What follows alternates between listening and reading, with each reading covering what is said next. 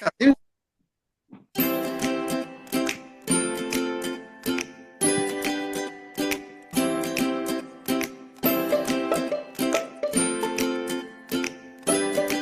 got no music. Oh, I have. Sing. We haven't. I haven't. I have. Oh, there we go. Something going strange. As always, we have our normal, let's sort the music out. We can hear it, we can't hear it. I'm actually drinking tonight, Nicholas. You'll be glad to see. Ooh. Just nipped to the garage. Me too. Heart of Darkness, Dreamy Sensations, Hazy IPA. It's one of my beer boxes. This God knows how old it is. So I'll let you know how it is. Nicholas has got some great news, some hourly beer by the looks of it. Taito Alba. Right, with a barn owl on it. A barn owl. Very good. Right, well, good evening and welcome to episode 70. Can you believe? Episode 70 of the Malt Travail podcast. I'm going to talk a little bit about our 70 episode journey. This evening is going to be mainly talk about Ireland and the wonderful island of Keg, because you very rarely find any hand pull. Well, you don't find much beer, full stop. Apparently, I think there are 9 pubs with hand pumps already in the whole of Ireland, and apparently the new Wetherspoons has got more hand pumps than the rest of the pubs put together. So it's weird, isn't it? How it's a completely hand pump free. Very interesting. And whether that's still, I don't know what it is. I know we've talked before about. I think we talked about Northern Ireland. Still have some quite draconian rules around alcohol. But anyway, that's the plan. But as always, we'll do some beery highlights, and then we'll also do a little bit of news. And then I had a week in Ireland, going north to south. So some of the places Nick and Bruce have also been. Although I think it's been a while for both of you, hasn't it? Since you were in the end. Oh, to have seen it, really, yes. Land of Leprechauns. But I'm sure you'll chip in. So, yeah, can you believe that we began our podcast journey back in January of 2021, which is quite scary, isn't it? And for those of you on YouTube, there was a lovely picture of us in, I always get this wrong, is it College Green or College, whatever it's called, Minster Yard or whatever it's called? Yeah, the College Green, yeah. College Green. And this was kind of at the end of lockdown 2, I think, when pubs could semi-open, and the pubs around the Minster in York came up with a wonderful idea of simply opening their windows or whatever and putting tables out in. I think it was City Council, wasn't it? Put tables out in the green, and it became a little bit of a kind of a sanctuary, didn't it? Really, and it was excellent. And we had some good weather, so we are there. There was another picture there of Bruce and Nicholas sat outside the Mitre next to Knaresborough Station, both fully COVID masked up. Those were the days. Even sat outside the bloody pub, you had to wear bloody masks. You had to book your table. Oh, it was bonkers. And that was I think that was the same day that we'd had a visit to the Roosters Tap, which again we'd had to book, and then we got there was nobody there but us. But anyway, again, if you're on YouTube, there is a table absolutely full of beer glasses because we went a bit mad in there. I think we were kind of suffering withdrawal symptoms. I think that was my fault. I went a bit mad and went and said, right, we'll just have a third of everything. And so there are many glasses on the table, which is quite interesting. So 70 episodes. As I say, our first episode was back in the depths of lockdown in January 21, when we really were absolutely in the middle of it. Christmas had been cancelled. Everything was doom and gloom. There was no hope of coming out the other side. I don't think by then we'd had bloody COVID jabs or anything. No. So it was very much in the dark days. And I said the whole idea was that it was just, reminiscing about life was back to normal and going and drinking beer, which obviously we do. So, yeah, we've lasted 4 years and 5 months up to this point. We've had 2,000 audio downloads. We have 901 kind of regular or listeners that have listened to more than one podcast. And our YouTube channel has had 2,000 views. And we have 20 subscribers, so we are still small and perfect. As always, I'll just run through our international stats, and again, they've changed quite a lot. UK has become our #1 listener, so that hasn't happened before. We've always had more listeners in USA or somewhere, or Malta, or for a while Russia, and then China. So we've had 18 downloads last month in the UK, 9 in the US, 2 in Egypt, 2 in Spain. We always have a couple in Spain. Lithuania has joined the list this week. We have a very avid learner in Brazil. And again, we'd love to hear from you if you're listening, or you pick this up at some point. Please do maybe get linked through our social medias and let us know what the beer season is. We've got a new fan in India. We've got one not in New Zealand. We've got one stubborn Russian who's listening to us. Hello, Mr. Putin, and one in Singapore. So it's always quite fun, isn't it, looking at our stats and where they are, which is good fun. And again, I'm afraid, Nick, your labels and logos, which was for a long time our most popular episode, has been trumped now by episode 6, would you believe, which was our review of the Trans-Pennine Rail Ale. So that now has had that's all. So Pisshead's watching it, isn't it? 194 views. So see, we're doing a public service, telling people the ins and outs about the Trans-Pennine Rail Ale. Although I suppose every week people are doing that, and they go to YouTube looking for videos. Yeah, so, that's true, actually. Yeah. And that's we'll be being banned by the poor people over in those towns and villages over there that are getting fed up of them now. Our first ever episode is still up there with 79 views. And these are just YouTube clips. They're not the audio as well. So yeah, all very interesting. All very interesting. Right, beery highlights. I'll go very quickly because I've only been drinking one kind of beer for the last 3 or 4 weeks.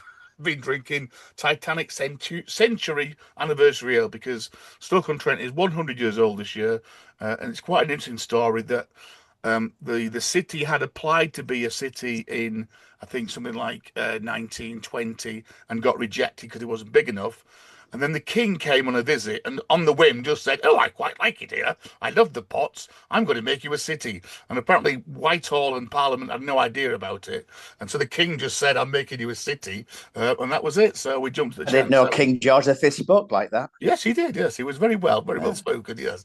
Anyway, so we've had a whole year of celebrations. We had a big parade in the People's Parade on Saturday in a very, very damp June afternoon. We had 900 people in the parade and about 4,000 people watching it, which is really, really good. And I was stewarding on the day, so I managed to get in the Titanic tent at the end to help rehydrate myself. I can't remember if I shared this. Did I share this with you last time? The other highlight for me has been the Spitfire. So Reginald Mitchell was born and bred in Stoke-on-Trent. He was obviously the designer of the Spitfire, potentially one of the people that kind of changed the world. And we obviously had an event to celebrate the Merlin engine.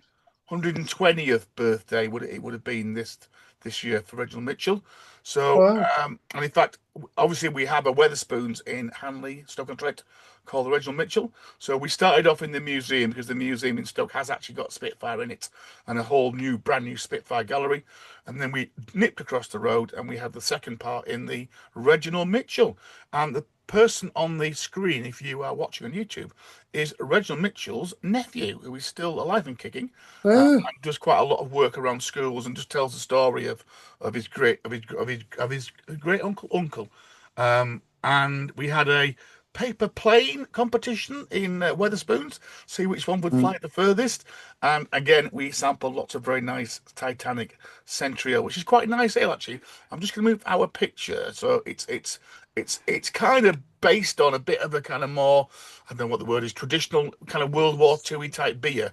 Although maybe not World War II, because it wasn't very strong in World War II, was it?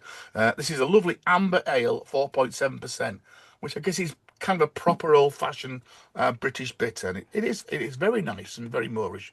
So that was my little one. Nicholas, you've been mainly drinking Ossett beers, but you've made a nice discovery, haven't you? You've found a new brewery tap for us that do strange pizzas. Yeah, Salt Tap in Saltaire. It's a great building because it's an old tram shed. I believe that before Ossett actually, or before Salt bought it, Ossett and Salt the same. It was really like a variation of an indoor children's play ball pool, wacky warehouse type thing without a pub connected to it. But it's a fantastic use of a big old building. It's, I suppose, at the end of the tram line for one of the tram lines that ran into ultimately Bradford or Leeds. And so it's a wonderful building. Obviously, the whole of Saltaire is a wonderful village to walk around anyway because Titus Salt tried to look after his workforce. And yeah, so Salt, the normal menu is pizzas and they do this sourdough. But as well as the savoury versions, they do a Nutella pizza.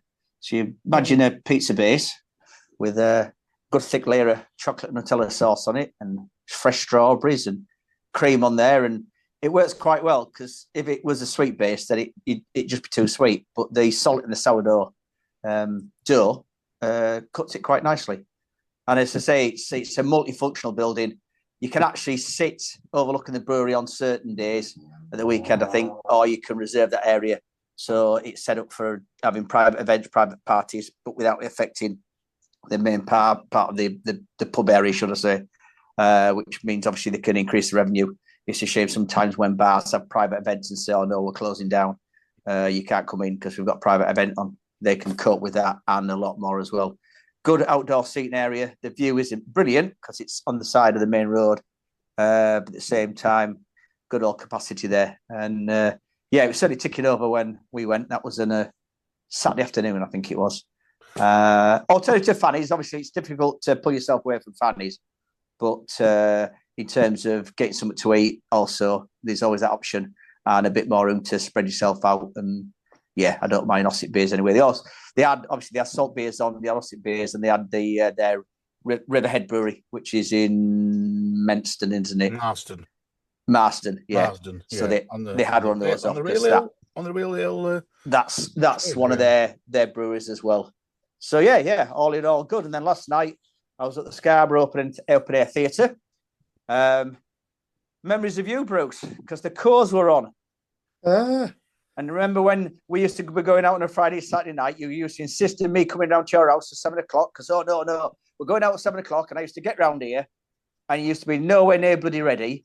And so I used to sit here in your living room where I'm sat now. And you either used to put Father Ted on the television by the satellite. And I thought it was the most infantile, ridiculous program I've ever watched. Or you'd turn your bloody hi-fi on full blast and play the Coors, which wasn't really the sort of dance music vibe that we wanted to go out on a Friday or Saturday night round Malton, But yeah, the Coors were on. So went on to watch the Coors. They were very good. I mean, obviously the family were musicians before they became pop stars. So they can certainly, as Pete Postlethwaite said on Brassed Off, they can play a bloody good tune. But they had two beers on offer on the bar. No Guinness, surprisingly. But they had Northern Monk Faith, their IPA, or they had Estrella Damm. Do either you want to have a guess how much they were for a pint? £7.50. Creeping up towards £6 a bit. 7. Yeah, one's too high, one's too low. £6.95. And a cardboard cup as well, Nick, was it? In a cardboard cup. It was, yeah. But at least it was better than paying £7 for a pint of John Smith's or some other mass-produced bloody Southern Midlands nondescript beer. At least, Northern Monk are independent. And to be honest with you, compared to some of the weird and wonderful flavours that Northern Monk keep coming out with, they've gone sensible. Obviously, IPA is still a very popular beer. So they've got a bit sensible. So, yeah, it was all right. Yeah, beer price has been a massive issue this week. There was an interesting article in the Daily Telegraph this week. They're saying that £7 now for a pint of cask ale in London is becoming quite commonplace in many places. And landlords saying if things go on the current trajectory, it'll be £10 a pint within 3 years. And just how it's a death knell for pubs. And I have to say, last Friday night, we went out into town. I mean, to be honest, I was a bit shocked, really. Well, we went to the Market Cat there and a pint and a half German lager was £10.80. I've been in the Royal Oak at Ripon today. 2 pints of Dark Landlord. £10.80 for a pint of lager, Bruce? No, £10.80. For a pint and a half. So then today in the Royal Oak at Timmy Taylor's pub in Ripon, it was £13.80 for 2.5 pints of two pints of Dark Landlord and half a Landlord. Beer's getting so pricey. I'll hold that thought because I'll come back to that with some prices in Ireland, which were again quite crazy. Nick, this brewery in Salt, what are they? I mean, have we worked out what they're actually brewing in that Salt brewery? They can't be brewing salt beers because they're just chucking out salt beers like bloody Doom Bar and Landlord these days. So, do you think? No, they are. No, it's because A, it's a sizable setup. Yeah, and B, don't forget, one of the reasons I don't like craft beer is because I believe they don't have to let it brew and settle as long, because they ain't bothered about letting it settle. They ain't bothered about putting findings in it to let it clear. They're just knocking it out cloudy, aren't they? Well, no, I'm not. That pint you've got on the picture there from Peter on the Square, that's a pint of salt, but it's... No, it's not. What's that's that a one? pint of Osset. That's Osset. Yeah. So that's either there. Well, that's White Rat. That's Blonde what or I White prefer Rat. to drink now. But the salt beers are the craft beers through the hole in the wall, through the electric taps. So that is a salt beer then, the one in the picture. And I'm saying it's lazy brewing. No, sorry, I can't see any pictures. But if I'm drinking it in Peter in the Square, it ain't a salt beer. It'll be either Silver King, or it'll be White Rat, or it could be their blonde. That looks like a White Rat. I very. Anyway, very let's move on. Let's move on. Right, Bruce. Craft beers. And Bruce, then when I went to Sláinte, I said I was we moved on drinking their Riverhead. Right, thank you. Right, move on. Right, Bruce, it's a bit of return stuff here, because you've been on your normal kind of up on your travels. So on the screen, for those who can see the screen, we've got High Holborn, and I can't believe you've not been. You have been to City. You've been there with me, Bruce. I'm talking 30, 40 years ago, but you have been in there. In High Holborn. I don't remember going. Yeah. I was absolutely staggered by it. Absolutely staggered by it, though. It's a stunning pub. You've got Blackpool on again. You've got Wakefield on again. You've got a chip shop in Wakefield where people are queuing around the block. And then you've also got a little bit about you've talked about £7 pints. And then again, you've talked about a trip out to a Great Newsome. Oh, no, sorry. You've got the Goodman and Arms. So, yeah, City of York, which for those that know is a Samuel Smith's pub, isn't it?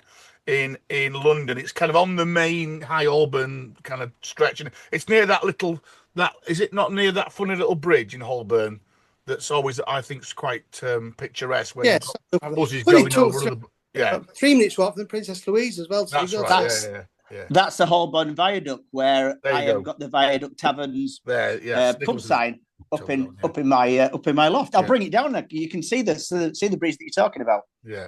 So you talk about that, Bruce, and I'll go and grab it. Okay. So I have to say, I do not remember going. It was absolutely jaw dropping. In fact, on Monday we've got 14 American relatives visiting. Meet them in London. I'm going to meet them at the Prince and take them down here because I want to show them some proper historical pubs. Anyone's not been. It's insane, isn't it, Michael? Yeah. It's a huge building, and I say it's best to describe from there. It's like a medieval banqueting hall, and then these vast barrels. It is a piece of living history. I mean, Christine and all those little booths down one side, haven't you? Little absolutely. Kind of, it is. I think it is one of London's oldest pubs, and they reckon the interiors, as they touched on. I've been in. It can be a little bit shabby at times. I've been in there when probably on a late afternoon when you go in, and there's been a city rush when all the city boys have been in there. Yeah, it can be a bit like that. But then other times they do a lot of food, don't they? In there, I know whenever I've been in there, they're churning out loads of food. It's quite a serious spot. The Sam Smith's food is pretty. It's not great. It's mystic, the menu, I have to say. We've tried to research for beer. So there weren't great people eating because there's so much competition out in London, isn't there? Yeah. And it's such an old-fashioned menu. Like you say, the city boys will want to be in empanades and tapas and things like that now. Take kidney pie with some pretty trusty other chips, but cut it for them, will it really? They're all sort of the lager. Yeah. And then you found a new pub in Blackpool, Bruce. Yeah, it's near Blackpool North now, fine, because Blackpool, of course, has been a beer desert. We're on the £10 train tickets. Primarily take some friends along to see the town of Rochdale, and we had dinner booked at Edinburgh Bridge, but we had time to go to Blackpool. And they've actually got rail sides now open just across from Blackpool North. There you go. Nicholas he's now walking around with quite a large Viaduct Tavern pub sign, which has got the Holborn Viaduct with handsome cabs being driven underneath it, and the Viaduct pub at the top, and the city of York is just slightly down right of that, if I remember rightly. Splendid. Very nice, Nicholas. Yes, very visual for a podcast, working very well. Yes, well described. And I think back in episode something like 52, Nicholas gave us a rundown of the pubs in that area, because I think he'd had a quiet afternoon and he'd visit quite a few of those. I think the Viaduct, Nick, you were a bit sitting on the fence, weren't you? You said it could be a great pub, but I don't know. Can't remember. You said it was very quiet, wasn't it? Well, yeah, because I mean, we got in there. It was about 9 o'clock on a Saturday night. and literally we're the only two people in there. Yeah. And I said to the guy behind the bar, but it's that part of the city, you see. Yeah. You know, by that time, Empties. people aren't really edge of the business zone. And it's a bit like, it's it's no man's land. Not meaning it's not safe, but it's like if people at that time, like, they're either in the city centre or they've gone home sort of thing. Yeah. But as I say, a lot of people profess that it's the nearest to a Victorian gin palace that's been unaltered in terms of inside. It's got sort of almost floor to ceiling cut glass mirrors. It's got tiling. It's got the dark mahogany. And then in terms of the history, they reckon it's those that believe it's really haunted because they reckon there were cells in there because it's diagonally across from the Old Bailey, isn't it, or the courts, and they used to basically hang folks opposite as well. And they reckon that the condemned to death people were kept in the cellars, although there's a lot of thought that it's just all made up for the convenience of ghost stories and stuff like that. When I had the opportunity to grab in this sign, I didn't know the pub myself, but with a history connected to it, I was quite chuffed when I managed to get it. Obviously, I've got the classic talked about before when we talked about branding, the classic Fuller's bit that goes over the top of the Fuller's sign, which is the phoenix there in gold and the red lettering. That came as a separate piece, so I've still got that upstairs. But it is. It's quite an eye-catching. Say it's Holborn Viaduct, and it's a bit surreal because it's so well kept and maintained, and now it's been surrounded by, once again, modern buildings and skyscrapers. But it is a bit of Victorian Britain. In fact, I would think it would be before Victoria's time, really, although it's cast iron, so it probably is Victorian. And then with having the tavern there as well. But yeah, that long road there, because the other place I was talking to Bruce about is the mhaith that's down there as well, that you have to know where it is because it's tucked down two little ginnelways. You get to the pub, it's sort of in the centre of, once again, some blocks of buildings. And the only sign to it is like just hung up on a lamppost pointing you down this little ginnelway. And that's a cracking pub as well. So you could have a good old beer crawl end of Tottenham Court Road onto Holborn and all the way down there, because as you guys know, there's at least 3 Sam Spitz pubs down there. As you know, Mike, that's where you used to hang out. At the far end, the Crown's at the far end. And then Crown, Bruce, Princess Louisa. Up the railway, and you went back to Fernandez, which again I still haven't got to, in Wakey, and that looked like it was on form. Talking of pub signs, because that's covered in pub signs, isn't it, inside Fernandez? Yeah, it is. Quite a lot from the home breweries. So I'm guessing that at some point, when they had developed this, the chaps from Ossett, because the people who own Ossett Brewery, an extended family, I believe 19 family members work now for Ossett and Salt and what have you. So somebody obviously had the contact at the time when home brewery went out of business. So obviously they shut the pubs down, tied houses. When they rebranded them, somebody at home brewery had the foresight to preserve the signs. It looks like an awful lot of them ended up here at Fernandez, in the Fernandez, Lewis is at Fernandez Brewery. Quite amazing building, isn't it, Nick? I mean, when you're looking for it, you go very much into a bit of a less salubrious part of town, the same. When you actually turn right to it, I mean, there were 3 of us, we took 3 people there, like, what, we're going down here? And it's very much different on the inside to the outside. It's the best way to describe it. Inside, it's a stunning building. That's what there. Yeah, the easiest way to get to it is just head to that bloody great big roundabout. Because if you remember, Mike, before the modern roads were put in, when we used to go to Grandma's, we always used to go to Sheffield that way, around the outskirts. You used to get that big roundabout that if you turned into the town, you ended with Wakefield, but we used to skirt it past, then head down south. And it's just off that big roundabout. So you're literally on the outskirts of the town. But there again, Wakefield isn't a big city as such. So, I mean, once again, I think from there, it's about, quarter an hour walk back to the station, isn't it, Bruce?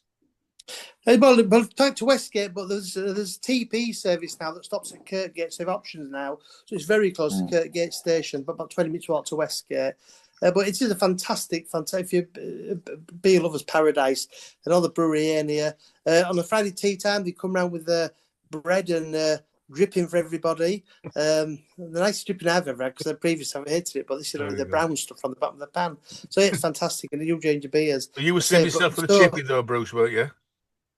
Well, the whole point going to Wakefield was to visit Georgia Green Fisheries, Everyone's been talking about it, and it was most intriguing. It's in the middle of an estate in Lupset, too far to walk from the city centre, really. We got an Uber for about £3.50, although with the bus, actually now I could get on the bus. And what was astonishing was they double cook these in beef dripping. So the fish is very, very dark, as are the chips. But what was amazing was, for us three, anybody listening, we're from Malton, we had an infamous fish and chip shop in Malton called Jackie Taylor's. It was just a shop with wooden floorboards, one bench in the corner. Mrs. Taylor was quite posh. It was only open in restricted hours, but they did the most amazing fish and chips. She was in Tattersalls beef dripping. But there was a smell that I've forgotten about. But the minute we got out of the Uber and opened the door, I was just transported back all those years ago to when we were leaving the pub, because that beef dripping hangs heavy in the air. And obviously there was just this smell, and straight away it was like, back inside Jackie Taylor's. Fish chips were very good, very good. The fish especially were dark, very unique fish and chips. But what was bonkers too was the line of people to get in here. I think one or two have seen the stuff on YouTube, but it's just the locals. They absolutely love this place, and it was like, I mean, you can see the queue there. There was at one point about 50 people in the queue to get in. So if you do go, yeah, definitely worth the trip. But Fernandez is cracking. I have to mention that pub at Blackpool though. Before Nick came there, that railside pub is great. Yeah, it's a modern. They took her apart the new station Talbot Gate, where they call it, unit in there. But not a vast choice of beers on. But a great alternative to Elseville in Blackpool. The beers were fantastically well kept. The staff were lovely. He was telling me about the Devonshire in London, and he said he actually imports his own nitrogen from Ireland, which is insane. But I have to say, I'm talking about Guinness. We got the subject because they had the tiny Rebel cold drop stout. And I have to say, I think it was the best non-Guinness I've ever had. It was fantastic. So, Blackpool, of course. Apart from this and Not Around is in the Abingdon Barbecue Sandwich Shop. Not a lot to visit. My favourite soft spot for Blackpool. It's been on its ass, but it seems to be slightly coming back a bit now. But there's enough things now. Good to have a real ale pub, and a reform pub. Cracking. Right, let's do a quick bit of beer news, because again, as always, we're getting sidetracked. Just quickly, Jaipur is also celebrating, and we mentioned it before, but it was interesting again so as part of their celebration of 20 years, they're doing loads of Jaipurs. So currently you can buy a Jaipur limited edition can with a picture of Jaipur. It looks very nice. Nick's mentioned Northern. Well, they're doing a Northern Monk collab, a Jaipur Faith, which actually looks quite nice. There's a pink grapefruit Jaipur. I had that on cask last Saturday night. I tried that last Saturday. And there's a hazy Jaipur as well, which I've had. And I think they are going to do their double Jaipur as well. So, Jaipur. Anyway. No way. No, it's because it's just a random number, isn't it? Right, Nicholas is on the phone, I guess, somebody. Bit of bad news, bit of good news. But you can't change your number, so have you never changed it to a number you remember? Right, I'm going to mute him. Bit of bad news. Another pub closing that we have featured on the podcast. Bruce, I don't know if you've been here. This is Beer Heads, which is up. No. It's at the top end of Lincoln. It's up past the cathedral, towards the castle. Me and Nick went in here. It's kind of a typical micro bar. Lots of nice cask beers. But unfortunately, I think they had another. I'm sure they had a sister pub as well, but that one's closing. But we did mention a couple of weeks ago the Station Buffet at Bridlington, which unfortunately has been closed for quite a while. And we did say that I think Brass Castle from hometown Malton had kind of suggested they might be thinking it. Yeah. Anyway, good news now. Well, quite interesting news is that the German-themed craft brewer Belschnickel Brewery have announced that they've taken out the lease on the building, and they are planning to open it by the end of the year. So I think we mentioned last time that there's been a little bit of toing and froing about the kind of what has to be retained in the building. But they are saying that they're going to try and reopen it, hopefully by the end of the year. They expect the long unused parts of premises, the rear and side will house Belschnickel's new brewery. So it looks like it's going to become a bit of a brew pub. So Nick's back with us. So Nick, a bit of bad news. I think we've been here once or twice. Beerheads in Lincoln announced that they're closing. Remember, we went in here. I think we went in here again, COVID time, didn't we? We had to All book right. a table, and it was Funny all place, right. though. It was quite basic. Yeah. Well, no, because they just had malton beers on there, didn't they? Yeah, malton Been all the way beers. down to Yeah, that's Lincoln, right. and all they had was Bad Seed and Brass Castle. Castle, yeah. And they were just saying that And they say it was in a funny place. yeah, Not much toss and trade there. The Bridlington Station Buffet Bar has got a brewery has taken on the lease, but it's not a malton brewery or a Yorkshire brewery. It is a German themed craft brewery. Actually, I've just read it again. So it's German themed. They're not necessarily German. And they're called Belschnickel. They're currently based in Hull, and they're apparently going to open a brew pub on the site and retain it. So we'll have to look. That's excellent news, isn't it? Look out for that one. Now, I don't know if you picked this one up, but I'm gonna go through it with you, and this might finish up our first half.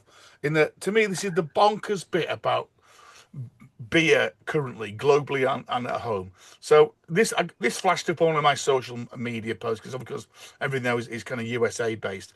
Newcastle Brown Ale returns to America as an import, ditching the hated hoppy Chicago version. So I thought, oh, this looks quite interesting. So we talked about Newcastle Brown before, and its demise. Yeah, and you often find it on Royal Caribbean cruise ships, weirdly, and apparently it has got a massive following in the US of A. So they were headlining, great, we're going back to the proper old stuff, the old proper English stuff. It's being imported now. The bottles now say imported from the UK, etc. Anyway, hold that thought.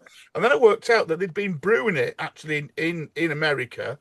And let me show you my little storyboard here. So Newcastle Brown Ale from obviously Newcastle, the blue 5 stars representing the 5 old federated breweries, which again became Scottish Newcastle breweries, and all famous on the football shirts, etc. And then of course Heineken bought them out and did what they normally do. So by all accounts, Lagunitas have been brewing Newcastle Brown Ale in America for the last 20 years. But being Americans, and they completely changed the recipe, put loads of astringent hops in it, made it really sweet, and nobody really liked it. Anyway, Lagunitas have stopped brewing Newcastle Brown Ale now. So that was the labels that they had. Apparently, there was a lot of misleading things about the labels, because the labels claimed that they were the one and only, and yet they were being brewed in Chicago and California to a different recipe. Anyway, that's all gone now, and Heineken have taken it back, Newcastle Brown Ale Brewing, to Tadcaster. Oh, fantastic. Oh, that's good, isn't it? A great Youngster. Yes. It's still quite a long way from Newcastle, but at least it's being brewed in the UK. However, I've also learned today that Newcastle Brown is also brewed in Heineken's Dutch brewery, Netherlands brewery. And what I've read is that if you're drinking Newcastle Brown in England, it's probably come from Tadcaster. But if you're drinking imported Newcastle Brown Ale, it's actually been brewed in Holland. So the Americans are probably drinking Newcastle Brown brewed in Holland, yet thinking it's the real old stuff, because Yorkshire is obviously near to Newcastle upon Tyne. So it just, to me, summed up the bonkers bit of brewing, doesn't it? Yeah. And someone like Heineken, who, don't know. I guess in the past I'd have been a fan of Heineken, but the way them and Carlsberg, the way they just want everybody to drink horrible fizzy lager, don't they? That's what they want, and they don't give a shit about heritage brands like Newcastle Brown. No, they just play around with it, pass it on to anybody, bring it back, and So anyway, I just thought it's good to share that with you, really, because it's absolutely bonkers. And then, have you seen these 2 New Yorkshire beers, by the way? Mardy and Reed Stella, which is not really breweries. They made me laugh, so I thought I'd share them. That was the sad thing about the Salt Brewery tap, though, believe it or not. There was as many people drinking as they were drinking salt beer. If you're a lager drinker, drink salt lager, drink salt craft beer. That's a common thing. Sitting in a craft real ale pub, drinking Madry. Yeah. Anyway, this weekend we are going to yet again tread the boards at the wonderful Old Malton Royal Oak Pub and Kitchen.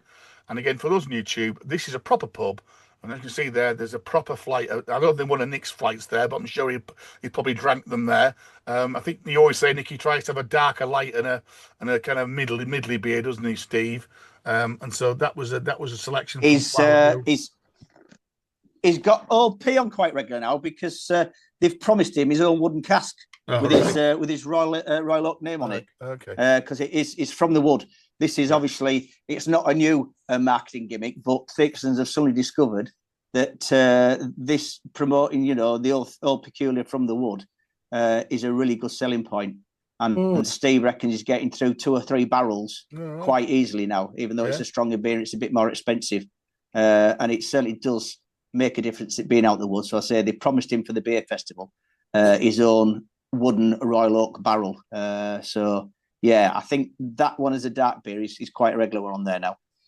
So this weekend, is his annual Father's Day beer festival, which they tend to.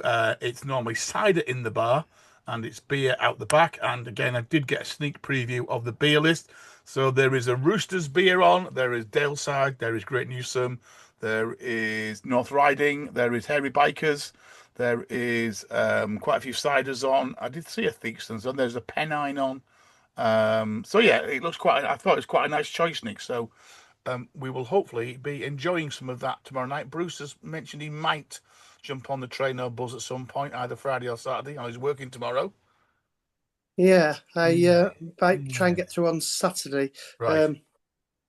Sounds fun. So that's my plan. I'm heading back up to Yorkshire tomorrow. So possibly next time we might give you a little bit of a rundown and a report on how that's gone. Hopefully we'll also get into Brass Castle because I quite like going back there. And Nick might drag me up to have some of those Aussie salty beers as well. So I think we'll take a break there, gents, and then we can go all Irish for our second half and have a quick look at Irish beers as well. So I'm going to make the funky music play, and this is the end of part 1. So please do come back and join us for part 2 when you are ready.